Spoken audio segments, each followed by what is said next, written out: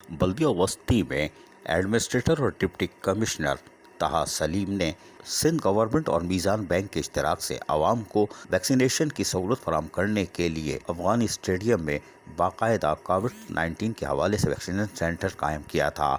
और इस मौके पर जहां पर लोगों की आमद-ओ-रफ्त का सिलसिला जारी है, वहीं बल्दिया वस्ती के महकमा रेस्क्यू डिपार्टमेंट को भी फ़राइज़ अंजाम देने के लिए कहा गया था, जिसने दिन हो या रात यानी 24 घंटे के लिए मुलाजमीन की ड्यूटियां लगा दी थीं और वो आने वाले लोगों को गेट पर ही मास्क पहनाने यानी SOPs पर अमल दरामद करने के लिए जहां बताते थे, वहीं उनको गाइडलाइन भी फराहम करते थे कि आप यहां गाड़ियां पार्क करें। रेस्क्यू डिपार्टमेंट ने यकीनी तौर पर जहां बारिशों में काम अंजाम दिए थे, वहीं पर अब सिंध गवर्नमेंट और मीज़ान बैंक के इश्तराक से लगाए गए अफगान स्टेडियम में कोविड-19 के वैक्सीनेशन सेंटर में भी दिलजमई से अपने फ़राइज़ अंजाम देना शुरू कर दिए हैं और गाड़ियों की आमद-ओ-रफ्त के इंतजामात को जहां ऐसा तरीके से अंजाम दे रहे हैं, वहीं आने वाले लोगों को सहूलतों की फराहमी को यकीनी बना रहे हैं। वाज़ेह रहे कि बल्दिया वस्ती के अफगान स्टेडियम में फेडरल एरिया में लोगों का रश है, इसलिए कि हुकूमती सतह पर वैक्सीनेशन सेंटर कायम करने से लोगों को घर के करीब ही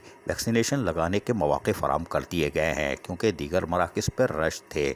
अब यकीनी तौर पर जहां लोगों को सहूलियात मैसर आ रही है, वहीं बल्दिया वस्ती का रेस्क्यू डिपार्टमेंट एक बार फिर हरकत में देखा जा सकता है।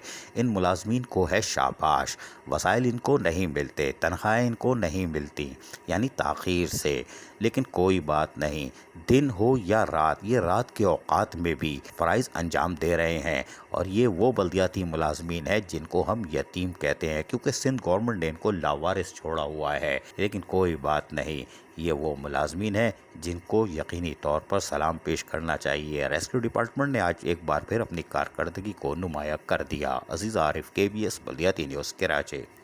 ऐसी ही खूबसूरत वीडियोस फ्यूचर में हासिल करने के लिए रेड बटन पर क्लिक करके और बेल आइकॉन को प्रेस करके हम सबके सब्सक्राइबर बनना मत भूलिए।